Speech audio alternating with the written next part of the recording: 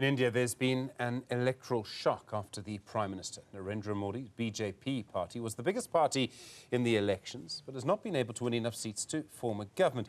Before the election, the BJP was widely expected to win around 400 seats in the Indian Parliament. That would have given Modi a huge amount of power in a third term. Instead, his party won only 240 seats. That's below the number it needs to form a government. Dr. Sayan Dey is at the Alliance School of Liberal Arts, Alliance University in Bangalore in India. Dr. Dey, a good day to you and thank you for your time. Everyone seemed to expect the BJP, Narendra Modi, they would really increase their majority. Why were all the predictions wrong? Yeah, thank you so much, Stephen, for having me in the show. I think it's a wonderful perspective to start with. We have to understand one thing. I mean, to respond to this question, it's important for us to go back to 2014 when Narendra Modi got elected for the first time. Now, one of the many reasons that motivated the election or motivated the support of Narendra Modi to come into power was his promise about going back to Indian products, going back to Indian cultures, going back to the Indian political roots, going back to the Indian knowledge roots. Unlike the Congress party, which is always banked upon a very westernized, a very Europeanized system of education and knowledge systems and political systems. And for many Indians, it felt like a fresh air in terms of really going back to what does it look like to go back to one's own cultural traditions and perspectives. But eventually, with the passage of time over the past 10 years, people have realized that how these really very, attractive, romanticized promises were actually fakely made and were centrally concentrated on one particular religion, on certain high caste orders, on certain regions that actually supported high caste, high class, and a very Hindu-centric social structure. And the rest of the perspectives, the rest of the cultures were completely ignored. So there is always a scenario, there is always a situation where people's back get laid against the wall, and that is when people start reacting. The result that we see this time as a part of this election is a result of that reaction, where people realize with every passing day that whatever promises, whatever assurances, whether politically, economically, culturally, socially, that were made back in 2014 and eventually in due course of time, were all eye-washing tactics. For all eye-washing, self-profiting tactics for the political party.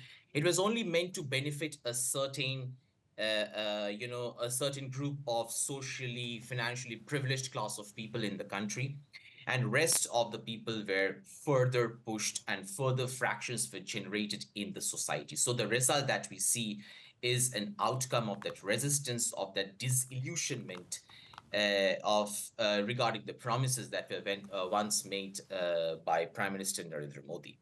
In a way, I mean, he had been really pushing sort of religious identity. In India, as we well know, has got a variety, a very diverse set of religions. I mean, is this sort of about that? This is, in a way, maybe an election about the sort of character of India, and people are saying, no, we're made up of lots of different groups, not just one different group. I mean, religion is a big part of this. It's a big part of political identity in India. In a way, in South Africa, that it's not really. No, absolutely. Absolutely, because the thing is, we also need to see the whole culture, the whole cultural and the ritualistic trajectory that was set forth by Modi and widely the BJP party. The whole process of unfolding Modi and Modi's political group was to push them this agenda that they're no less than a god, they're no less than a messiah.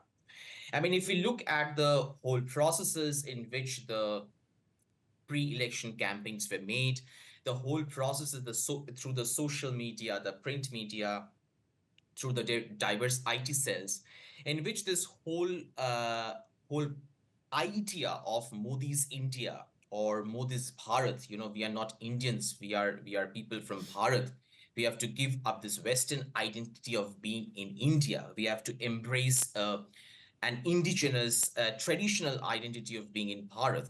The whole project was conceptualized, through a very myopic spiritual lens. And I think that has been one of the biggest mistakes of the BJP party.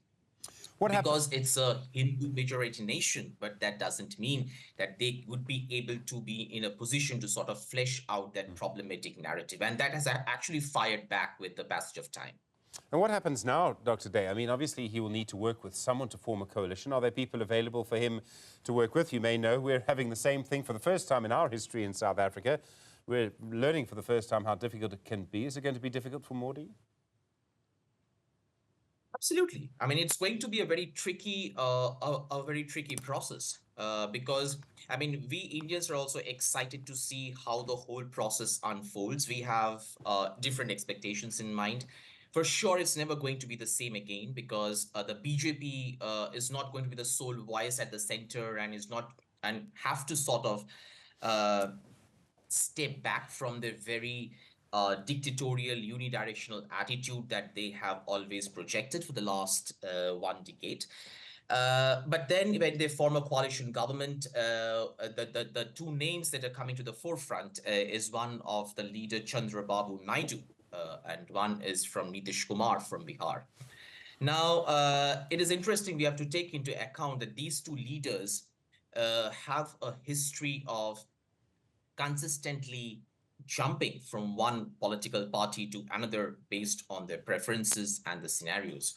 So also people are also, kind of questioning if they would be at all ready to form the coalition government with Modi. And if they do, how does it unfold? How does the right-wing governing mentality sort of finds an avenues or find a space to work with the other ideological perspectives? And what does it mean in the coming days in terms of policymaking, in terms of, fleshing out different forms of perspectives?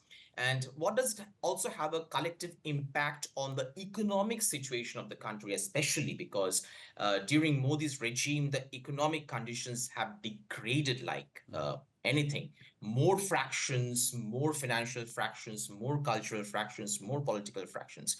So how do we recover from that is a very important question. And as citizens, we are really looking forward to that. Where does the coalition takes us to? Dr. Sayan Dey, some of those questions you could put to our politicians at the moment. Thank you so much. Really do appreciate the time.